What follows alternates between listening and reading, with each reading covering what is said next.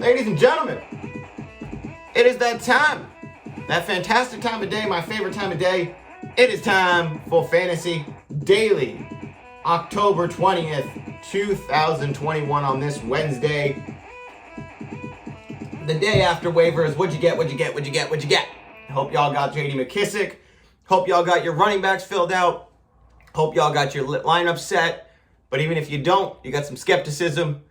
Let's go. I am here today to talk to y'all about Week 7 trade talk. And now last night, if y'all came over from TikTok, I had a great live on TikTok. Thanks everybody for who joined me on that one. A lot of questions on that one that I wanted to answer, but it's just so difficult to break down team structure and player values when that amount of questions are coming in. So if you did join me on my live last night on TikTok, thank you so much for joining me. I'm going to be doing another one tonight. I'll probably be doing those a lot more regularly now that I see how many questions actually do roll in.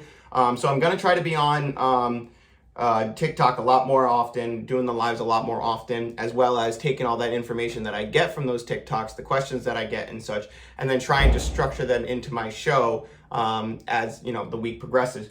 So today, that's what we're going to be doing. We're going to be talking trades. We're going to be talking the big names that you guys were, asking me about last night, the questions that I couldn't get to, and I said on that TikTok live, I'm going to make sure that I get a show together for you guys. So here it is. Hopefully you tuned in. Thank you so much again for tuning into my show. I do appreciate it.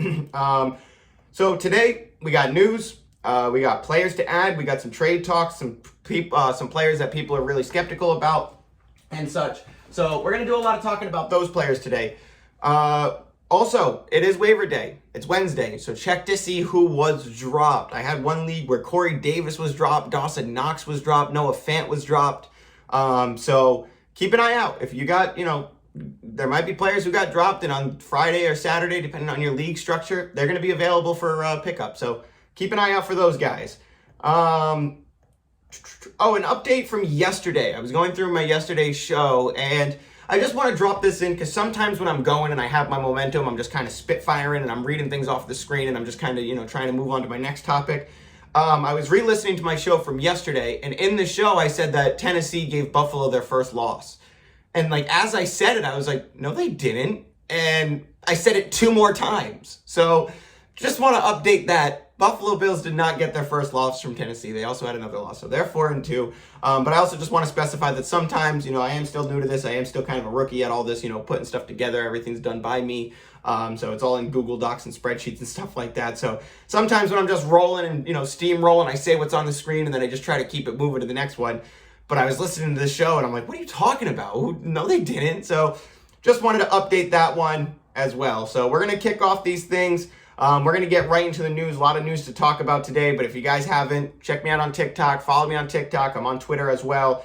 Sunday is usually when I'm on Twitter. I'm not really on Twitter much unless it's Sunday and I'm posting live updates or whatever the heck I think about games as they go on. But also follow me on TikTok. I'm on there a lot. And I will be on lives on TikTok just about every night if I can. So let's get right into it. Let's get right into the news today for October 20th. It is Wednesday. Getting into the big stuff. The main piece of news that I got for this morning is that Baker Mayfield, as expected, is out. Now, with this, Case Keenum is going to be the starter. Now, we expected Case Keenum to be the starter. We didn't expect Baker Mayfield to play. We said this. So with that, my biggest implication on that is start your Denver defenses. So Denver defense was on a lot of waiver wires. I said on my live last night that you can go ahead and pick up Denver because I really doubt that Baker Mayfield's going to be playing in this one. So, definitely want to start Denver defense against, a team that's probably going to be without Jarvis Landry, is going to be without their 2 running backs, going to be without Baker Mayfield. It's a mess. So that's a good time to start a defense against a team like that. So Damian Williams, update this morning. He remains on COVID IR. So with Damian Williams being on COVID IR, you can fire up Khalil Herbert. Antonio Brown has a sprained ankle. Doesn't rule him out for the game, but it is definitely something that you need to monitor if you're the Antonio Brown manager, because a lot of people who have Antonio Brown are firing him up into the lineup every single week. So if he's got a sprained ankle, you got to keep an eye on that. Make sure you have a pivot. I know it's bye week, so a lot of people are in bye hell, but if your IR spot is free, keep an eye on 2 or 3 players on your waiver wire. That way, if they get picked up during the week, then he finally gets moved to IR. You can push him into IR and you can pick up one of those, people that you're looking at to throw into your lineup for the week. Because I know a lot of people are roster locked right now with the amount of bye weeks that we have. So keep an eye on that. Make sure you have some pivots in mind and, be vigilant when it comes to the updates and whatnot. If you get an update that says Antonio Brown's been ruled out, then your format's probably going to change his designation sooner than later. You can move him into that spot, and then you'll be able to pick up the 2 or 3 people that you had on your eyes on. In case one person picks up, 1 or 2 of them, you still have a third option. So keep a couple eyes out, see what's out there. Tyrod Taylor, he is back, but he is unlikely to play, it seems, but they did say that when he comes back, he will be thrust right back into the starter role as expected.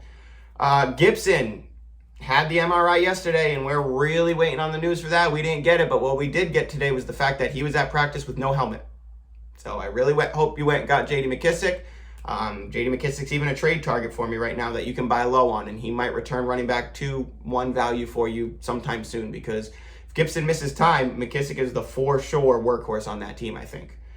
Gronk moves up to questionable. I really would prepare to be without him. He didn't practice today. I don't see why they would need Gronk in this game to win, so I don't expect Gronk to play. I know a lot of people are going to be picking him up this morning now that he's gotten removed from the questionable tag, or you have him in your league and you have to take him off your IR. I almost expect him to go back to IR. So I don't expect him to play this week. Well, not go to IR, but for your league, I mean. I expect him to be out this week. He's going to be able to go into your IR for Sunday. So I don't expect him to play. I would pivot off of that if you can. Keep that in mind. Saquon Barkley, Kadarius Toney, and Kenny Golladay all are not at practice. Now, with this being said, I did like Daniel Jones in the start this week, even though they were playing Carolina. But the fact that he's missing all 3 on Wednesday, that's a massive red flag to me. So I had some optimism that Barkley could play. I had some optimism that Toney could play. Apparently, Toney's injury is pretty significant. So if you're the Kadarius Toney manager, you might want to trade him now, because we don't know how long this injury is going to last, and I still believe that Sterling Shepard is the wide receiver to have over there. So even if Toney, Golladay, Barkley, and everybody were healthy, Sterling Shepard's still the one that I want above everybody.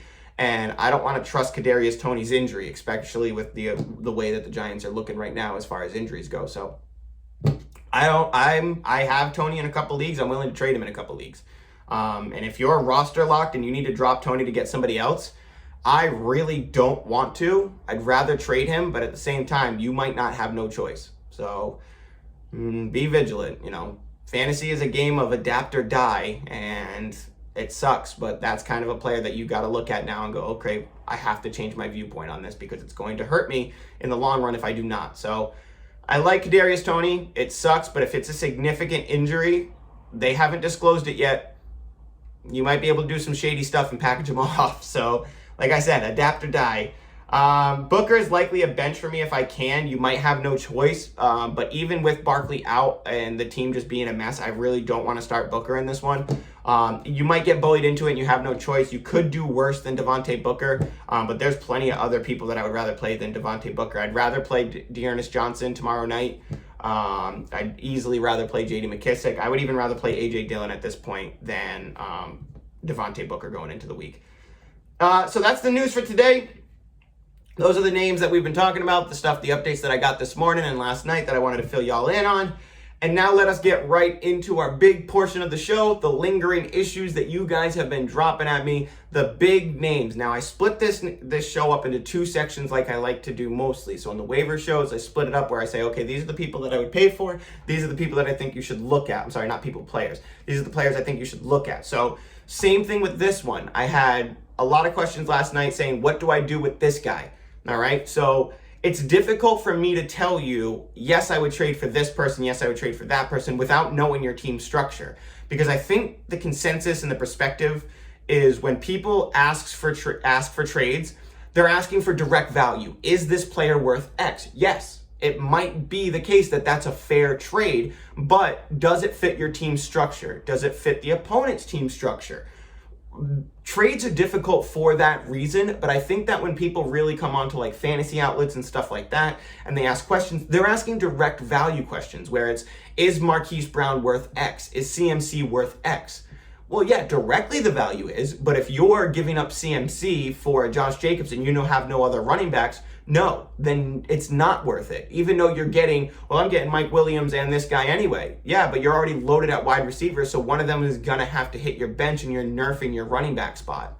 So it's difficult for me to say, yes, trades are good without knowing your team's structure, unless it's a sail away. Yes, I would do that in a heartbeat trade. You know what I mean? So that's why I wanted to split this show up. These are the big trade names that I've gotten. I'm going to give you my thoughts on them, what I would do with them if I have them on my team. A lot of them I do have on my teams. So I'm going to give you my thoughts on them. And then I'm also going to break off into another topic where we talk about rest of season people that I like, rest of season players that I do like, that it might be kind of mid-tier. Now, obviously, you have the uppers, the Devontae Adams, the Mike Williams, blah, blah, blah. All those players are obvious. Yeah, I want those guys. They're rest of season studs. But these are the players who I really, really like. So if you're on that fence of, do I trade CMC? Do I trade Antonio Gibson? I'm going to give you my thoughts on them, and then I'm going to also talk about players who I do really like. So hopefully this kind of balances the scales of justice for you, for like, okay, he thinks this way, he really likes that player. So according to my team structure, I can afford to lose this for that. So that's the way I want to break it up. I think it's a lot easier that way for somebody like me who's trying to give you the direct value. And I don't want to just say, yes, CMC is worth this, and then you go out and trade him and it ruins your team, because it really, really, really, really depends on team structure. And I don't think that's taken into consideration enough. So I'm rambling. Let's get into it. Let us talk about Antonio Gibson, because that was the number one name. Sip time. That was the number one name that I got last night, was Antonio Gibson, with Christian McCaffrey right behind it. But Antonio Gibson, I love him. He was one of my golden boys in the offseason. I was like, this guy, Jonathan Taylor and Antonio Gibson were my two guys in the offseason at the running back position, where I was like, if I can get them over everybody else, I want them. I want those two guys. Now Antonio Gibson has a lingering shin injury, which I do not think is going away. Like, for the season, not going away. So with that being said, I do think that Washington has a good end of season schedule. I do still like Antonio Gibson for that matter, but no helmet at practice today. Bad news for Sunday. Great news for JD McKissic. And it's so difficult for me to sit and look at Antonio Gibson and say, yes, I want to trade him, because I don't want to trade him. I want to hang on to him. But you might be in the position where you really have no choice and you need to make up something right now. So I understand that. So I'd like to hang on to Gibson, but if I were to trade him away, I need to move up confidently. So when I say move up confidently, I mean I need to get a player that I know for a fact is going to return value. I can't trade Antonio Gibson for a prospect. I won't do it, and I can't do it. And I think that's the way that we should be looking at Antonio Gibson, because if he does come back, JD McKissic's taking the back seat. It's going to happen regardless. As much as I like JD McKissic, you saw it at the beginning of the year that they want to run with Antonio Gibson, JD McKissic being the relief back. And even though he got his involvement and he was good with it, they still worked in Antonio Gibson more. And I still don't think that the team unlocked his passing potential, Antonio Gibson that is, the way they could have. So I'm scared to let that go and then let it blow up at the end of the season, because I think Antonio Gibson has more passing potential as a running back than basically anybody in the league right now. And as we all know, points per reception to a running back is kind of broken. Look at Christian McCaffrey. He's the best every year because he's catching 6 passes a game. He's getting 8 targets a game. So Antonio Gibson has that level, and that's why I don't want to let him go. But if I'm willing to let him go, you got to move up. The problem is right now with his injury and everything that happens, you're looking at like James Robinson, Daryl Henderson as an option to trade for. Like, that's kind of the level that you are. And now if I can get a James Robinson or a Daryl Henderson for Antonio Gibson straight, that I would do. But I don't think people are going to do that, knowing with what Antonio Gibson's injuries are. So you're likely going to have to package, and that's where it gets skeptical, because now you're losing another piece that you need in order to get one piece at your running back. So that's where it really, really gets skeptical for me, and that's where it really, really depends. So that's where I want to break down into this. If you're not getting James Robinson or Daryl Henderson, somebody on that level that I'm confident will return value every week, you're likely to have to package, and it's probably going to hurt you. Now, in the situation where you're down in the dumps and you're 0-4, 0-5, whatever it is, 0-6, and you need wins, I can definitely understand moving on the player. But if you're giving up a name like Gibson, I want like Josh Jacobs and Marquise Brown. I'm not letting them go for cheap. If I'm getting a 2-package trade, I need somebody at least like Marquise Brown to put into my lineup every single week to make me have that confidence. Now, I will say Antonio Gibson, if you can trade low and get a running back and a decent wide receiver that's kind of under the radar, I would also do that. So I've been talking about Sterling Shepard a lot. I think that Sterling Shepard is going to have value regardless. He's going to get peppered with targets like Brandon Cooks and Corey Davis. So if you can get, James Robinson and Sterling Shepard for Antonio Gibson, I do that in a heartbeat. That's different. If that's moving up to me. So I don't want people thinking, oh, what do I do with Antonio Gibson? I got to get him off my team. He's not Clyde Edwards-Helaire. Clyde Edwards-Helaire is somebody that I'm like, I need to get this person off my team to the point where it's difficult for me to want to roster him. So if I can find somebody who's running back needy and I can take advantage of that, that is what I'm willing to do. But I'm not just getting rid of this player off my team because he's giving me bad vibes. I want to keep him for that potential later on in the year. So with that, the whole synopsis, I know I'm kind of rambling on it, but I don't want people to, fold on Antonio Gibson just yet. So the big breakdown, the big summary, I don't want to move Antonio Gibson. If I can get James Robinson or Daryl Henderson for him, I will do that. If I can get somebody like Josh Jacobs and Josh Jacobs and Marquise Brown, or Sterling Shepard and another big running back, I will do it then, because now I'm getting the package in my favor. 2 players I'm confident putting in my lineup, and I'm okay with rolling with that with the rest of the year. And even if Antonio Gibson does go off, I'm okay because I got my players that I wanted and needed at the time. So that's my thoughts on Antonio Gibson. Moving on to the next big running back name, and that is Christian McCaffrey. So Christian McCaffrey and Antonio Gibson are the only 2 running backs I have for you today, because I want to keep the short show, under half an hour. I also want to be able to cram in all my thoughts on these 2 guys, and I think they're the most important and, probably the most vital right now in fantasy, where it's supreme tilt time, where people are trying to adapt to what's coming, and they want to make sure that they have, players right now. So CMC, he's another one that I kind of feel the same exact thing with Gibson. Like I said, his upside is nowhere close to anybody else. CMC is undoubtedly the running back one, no matter what, if he's playing. So that's difficult. When you have that much potential, I need to be getting a lot in return. So a couple weeks ago, I traded Dalvin Cook and DeAndre Hopkins to get Christian McCaffrey. Now, I was in first place. My lineup was loaded. My bench was stacked with starters. So I was able to take that risk and go, okay, cool, I want CMC for later on in the year. If you are at that point, right? If you're at that point where you're in first place and you can go out and trade for Christian McCaffrey and it still doesn't hurt you that bad, I would do that. So with me saying that I would trade for Christian McCaffrey if I'm in first place, let's take that into consideration when we're talking about the people who have Christian McCaffrey and are not in first place. They're in 5th place, 6th place, maybe 12th place, something like that. You have the ability to take Christian McCaffrey and completely wring the towel for something that will change your season. It will flip your season upside down. With that, I'm not trying to trade CMC if I'm at the top. If I'm at the bottom, I'm willing to trade CMC. But in order to get CMC, I need at least a wide receiver 2 with wide receiver 1 upside, somebody like Marquise Brown. Marquise Brown I would probably avoid right now. I would probably try to get somebody else because we still want to wait and see what happens. So let's go Mike Evans. I need Mike Evans. I need a running back 2, like Josh Jacobs or James Robinson, something like that. And I need a tight end or another wide receiver running back. I need a 3-piece for Christian McCaffrey unless you're giving me studs. If you're giving me Austin Eckler and Mike Williams, yes, I'll trade CMC for those 2. So with CMC, I'd like to hold on to him. But if you're in the bottom spot, I think now is a really good time to wring the towel. So if you can, and also consider the fact that if you're getting those players and you have to drop a couple, put them into the trade. Make that guy happy. Whatever. Here, take some of my bottom end players, take my Tim Patrick, take my, Henry Ruggs and CMC and give me your players. So if you're at the bottom end and you can move up and wring the towel, I think now is a perfect time to do it for Christian McCaffrey.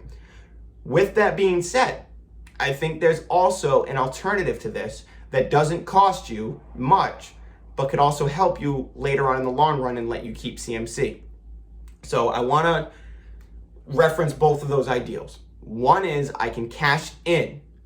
The other is I can play it where it is, try to keep Christian McCaffrey, and trade low for Chuba Hubbard.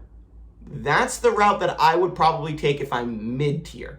If I'm low end, if I'm fighting for playoffs and it's going into week 7 that I'm fighting for playoff spots and it looks like I'm probably not going to make playoffs, then yes, I'm trading CMC to make sure I get into playoffs, and I'm grabbing people who I make sure I'm getting into playoffs. And I'll talk about players soon. So like I said, I split the show up because when I talk about players that I want, I'll be able to go into those and say, hey, these are the guys that I like. These are the guys that I might be able to trade. I would trade CMC to get those guys.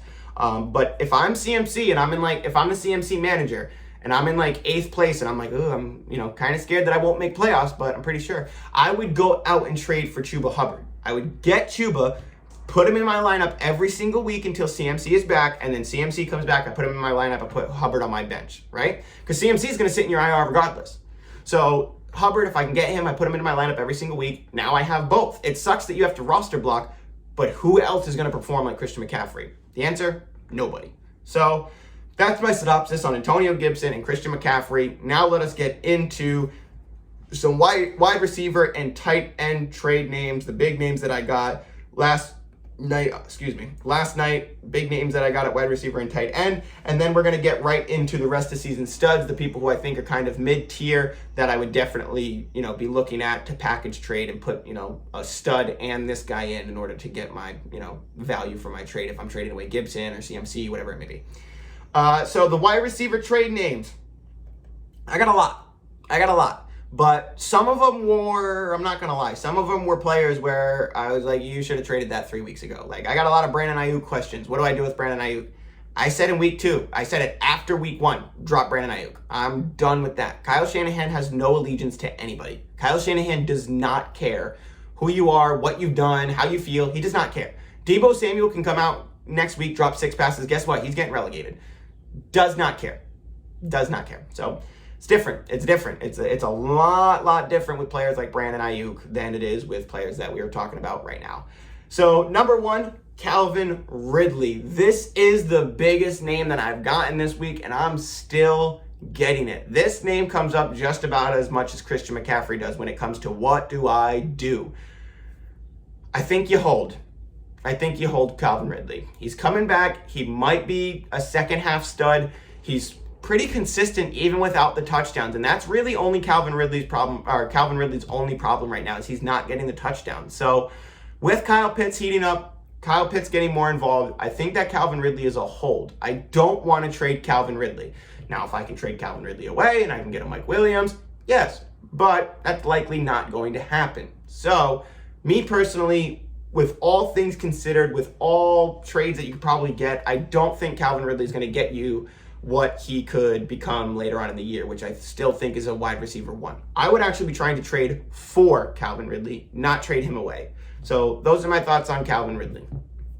Now, the next person right behind him, basically the same exact thing. I just realized I'm smushing the mic. All my Spotify listeners are probably like, what is going on right now? So Keenan Allen, he's another name that I put right below Calvin Ridley for that same exact reason, that I think he has a chance to break out the second half of the year. He does it quite often where he has a beginning of the season that's okay, and then he comes out the second season and he blows up. With that being said, I'm going to stop saying that. I keep saying that with that being said. Keenan Allen, to me, is somebody that I'm willing to move away from, not so much like Calvin Ridley. Calvin Ridley, I don't want to trade. I'd rather keep him. If I can trade for Calvin Ridley, I would. But I'm not trading to get Keenan Allen. So Keenan Allen is a player that I would like to see for a couple more weeks. I know they're on bye. They're on bye this week. So if you're trying to offload him to get something for this week, that's fine. But it really depends on what you're getting. If I can trade Keenan Allen to get Debo Samuel, I'll do that. If I can trade Keenan Allen to get Jamar Chase, I'll do that. If I can trade Keenan Allen to get, Mike Evans and something else, I'll do that. But you're probably not getting that. You know what I mean? So it's difficult for me to say trade Keenan Allen.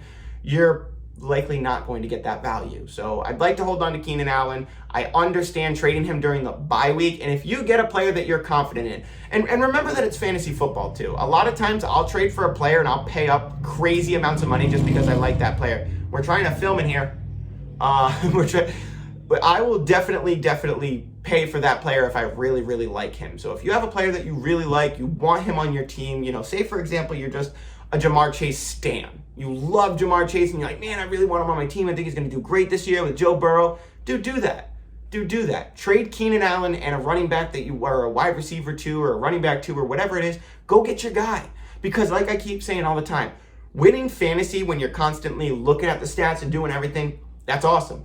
But winning fantasy, when you buy into a player that you're like, no, I know this is going to be the fantasy winner, that's way better. That's way better. And to be honest, I sit here and do stats all day. I live here doing spreadsheets, and a majority of the time I'm like, no, I'm going to lean this guy because I like him. So, or not the majority of the time, but a lot of the times, because that feeling is that feeling will give you the pleasure and the satisfaction of saying, yes, I did it, I was right.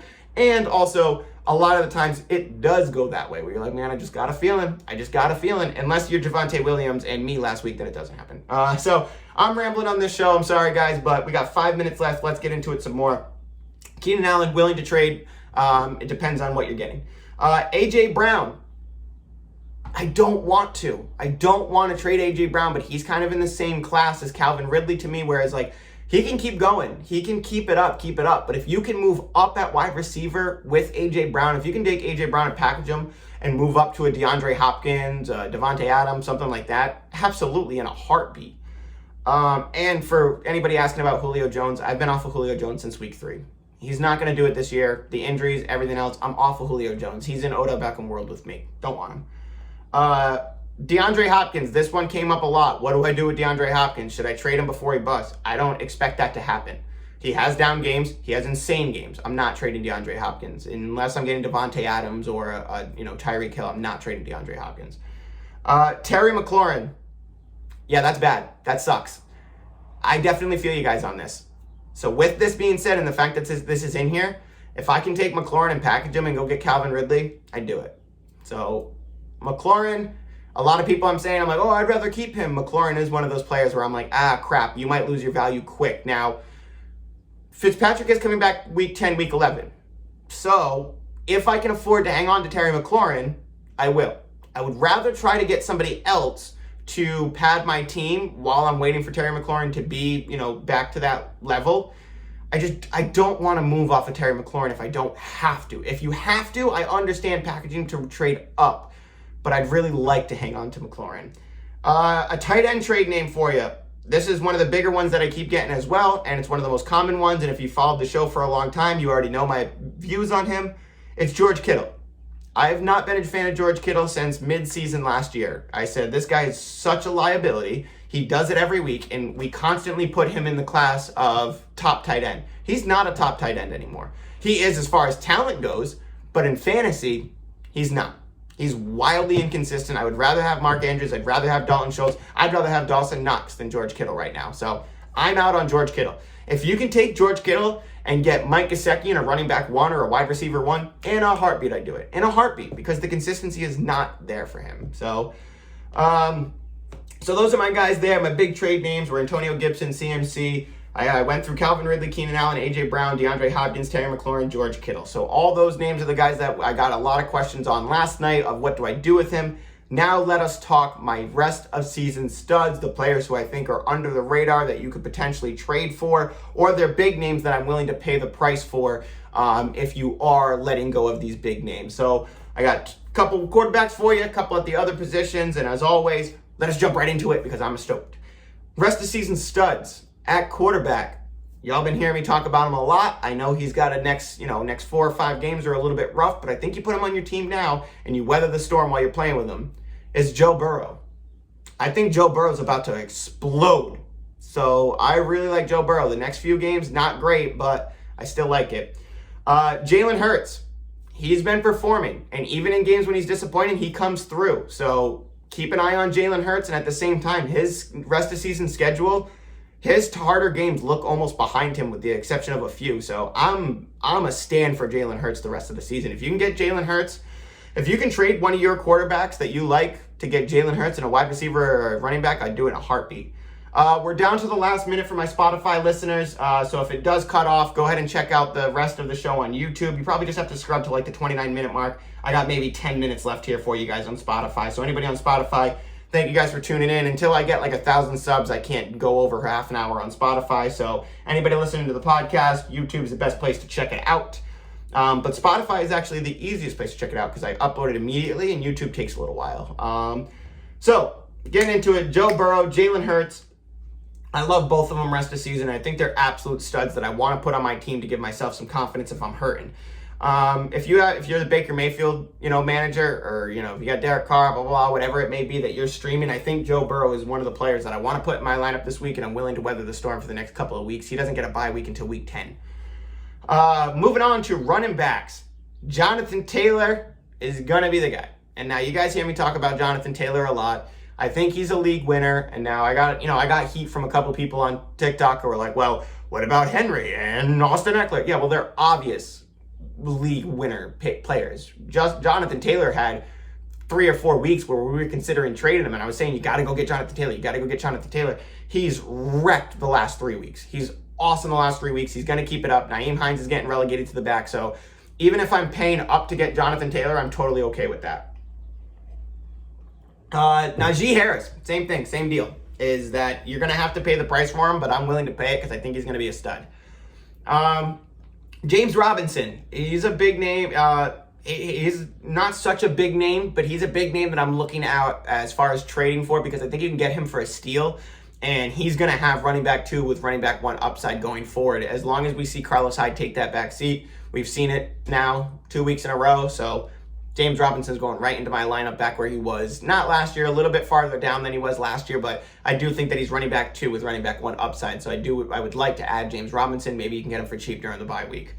Daryl Henderson, he's another one that I don't think we're talking about enough where he is, a borderline running back 1 and same thing. No, he's not on bye this week. When do the Rams go on bye? 11. So week 11, the Rams go on bye, but Daryl Henderson, I think, is another one who's too far under the radar. He's kind of a mid-tier price, and if you can pay for him, if you got Nick Chubb and you can get Daryl Henderson, I'd do that. I would absolutely do that. I love Daryl Henderson. Leonard Fournette, Lenny, Lombardi Lenny, they call him, and now they're calling him regular season Lenny because Brady loves him. Brady loves him, and that's what I'm buying in for. If Brady likes you, you're on the field. Brady decides what happens on that team. So if Leonard Fournette's going to be the guy and Rojo and, Giovanni Bernard. If Ronald Jones and Giovanni Bernard take a back seat like they've been doing, Leonard Fournette's going to be super valuable, especially in games when Brady's throwing 3 touchdowns and they're letting the game tear away. I think Leonard Fournette is a great cheap target to go and grab because he's not going to cost you what the other guys cost you. So I like Leonard Fournette rest of the season. I think he's a great target. Rest of season studs at wide receiver. Obviously, I got one for you that's overpriced, but I do think that I'm willing to pay that price for him because he is a stud. CeeDee Lamb. So y'all heard me talk about CeeDee Lamb at the beginning of the year. Mike Williams and CeeDee Lamb were my 2 guys at the beginning of the year who I was like, I love him, I love him, I love him. You got to go get him, you got to go get him.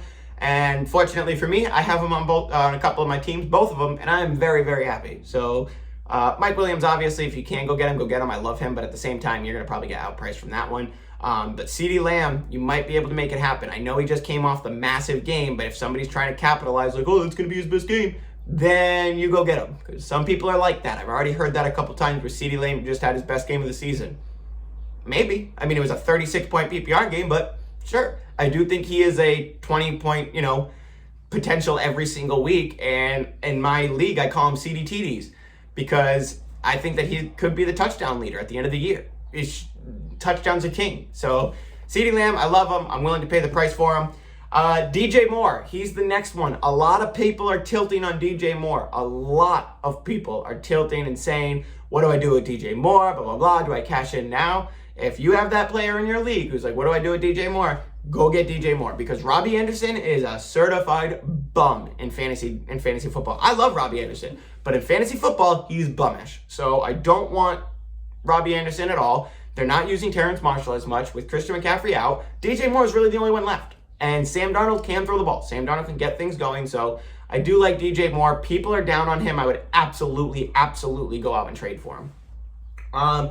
Sterling Shepard. And now when I say trade for him, I mean, don't go out and give up your Calvin Ridley for DJ Moore. Don't do that. No, don't hear what I'm not saying. I want DJ Moore on my team, but be careful of what you're trading for him. Trade low. Try to get him for a price, for a good price, because people are low on him right now. Sterling Shepard. I've been talking about him a lot. You keep hearing his name come up. I think the rule of necessity is why I got to keep coming back to Sterling Shepard. I made a funny little TikTok, or I thought it was funny, where it's me like peeking into the frame every now and then, and it says me checking the waiver wires to see when Sterling Shepard gets dropped. He got dropped, and he's on my team, and he's in my lineup, and I'm stoked about it. because I think that Sterling Shepard is going to have volume every single week. So in a game where Daniel Jones absolutely collapsed, the whole team looked a mess, Sterling Shepard scored 19 points. So I think Sterling Shepard, weeks where he gets touchdowns, he could go off for 30 points. So I really like Sterling Shepard. I think he's super under the radar, and he's going to be a great addition that you can get for next to nothing in price. The next one, Mike Evans. I think that a lot of people on the down week are going to say, oh, this is Mike Evans. This is who he is, inconsistent. So what? So what? I'm okay with that. I'm okay with putting somebody like Mike Evans in my lineup, and every now and then he gives me 5 points. I'm okay with that because I have other players that should be padding that anyway. You know what I mean?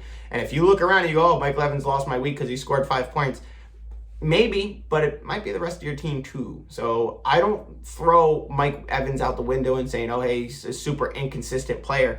He has some inconsistencies, but at the same time, he's still a top 10, top 15 wide receiver by the end of the year, and I can almost bet on that. So Mike Evans is another target where I really like him rest of season, and the stigma around him, you can probably get him for pretty cheap. The next one, Deontay Johnson, I've been talking about him a lot. He had a okay week last week, so hopefully with them on bye, you might be able to capitalize on that. And I really do like Deontay Johnson. I'd like to go out and get him if I can.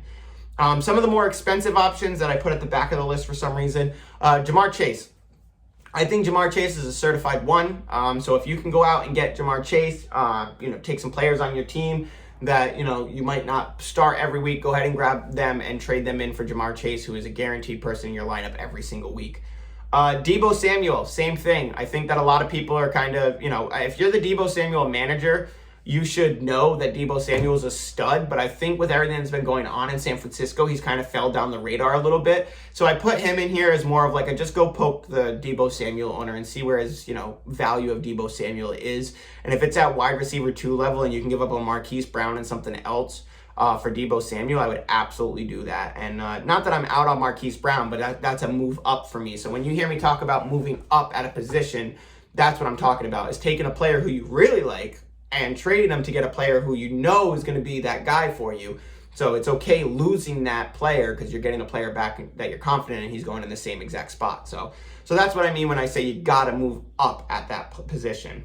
So moving on to tight end. These are my rest of season studs. And now these kind of go for themselves. Dalton Schultz, you guys have heard me talk about him a lot. Dawson Knox, you've heard me talk about him a lot. I think both of those guys are rest of season studs.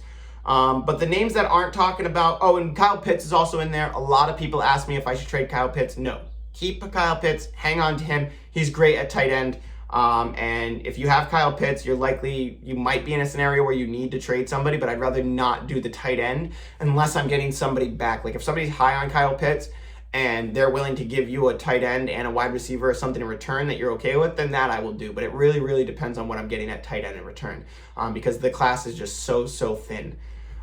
So Mike Gesicki, Noah Fant, those are two players that I really do think have great rest of season value, and I'd like to have them on my team. I'm okay with playing them every single week and then just streaming somebody during the bye week, then dropping them and putting them right back into my lineup. So that's Dalton Schultz, Noah Fant, Mike Gesicki, and Dawson Knox. Those are the guys who I'd put in my lineup every single week. The weeks that they have bye, I put them on my bench, pick up a streamer, drop the streamer, put him right back in when he comes off a bye. That's how I do that.